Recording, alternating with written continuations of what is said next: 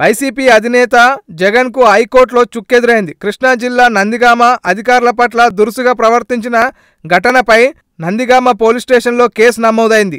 అయితే ఈ కేసును కొట్టివేయాల్సిందిగా ఆయన కోర్టులో క్యాష్ పిటిషన్ దాఖలు చేశారు. దీన్ని వివరించిన న్యాయస్థానం కేసు కొట్టివేత నిరాకరిస్తూ క్యాష్ పిటిషన్ తిరస్కరించింది. ఇంకా కలెక్టర్ పట్ల జగన్ దురుసుగా ప్రవర్తించారనేందుకు ప్రాథమిక ఆధారాలు ఉన్నందున ఈ పిటిషన్ కొట్టేసేందుకు నిరాకరిస్తున్నట్లు కోర్టు తెలిపింది. కేసు ఎదుర్కోవాల్సిందేనని వెల్లడించింది. కృష్ణా జిల్లా నందిగామ వద్ద ఓ ప్రైవేట్ బస్సు ప్రమాదం జరిగిన తర్వాత అక్కడికి వెళ్లిన జగన్ ఆసుపత్రిలో కలెక్టరు వైద్యులపై దురుసుగా ప్రవర్తించినట్టు జగన్ పై కేసులు నమోదు చేసిన సంగతి తెలిసిందే. నందిగామ ప్రభుత్వ ఆసుపత్రిని మృతదేహాలు పరిశీలించడానికి జగన్ వెళ్లారు. పోస్టుమార్టం రిపోర్ట్ పై కలెక్టర్తో వాగ్వాదం జరిగింది. ప్రమాదంలో చనిపోయిన బస్ డ్రైవర్ మృతదేహాన్ని పోస్టుమార్టం చేయకుండా తరలిస్తుండడం ఈ సందర్భంగా జగన్ ప్రశ్నించారు. ఇదే క్రమంలో ఆ మృతదేహానికి సంబంధించిన పేపర్లను డాక్టర్ వద్ద నుంచి లాక్కున్నారన్న ఆరోపణలు. మొత్తం మీద ఒక కలెక్టర్ పట్ల డాక్టర్ పట్ల జగన్ అలా వ్యవహరించడంపై అప్పట్లో అధికార పార్టీ నేత తీవ్ర స్థాయిలో విరుచుకుపడిన సంగతి తెలిసిందే.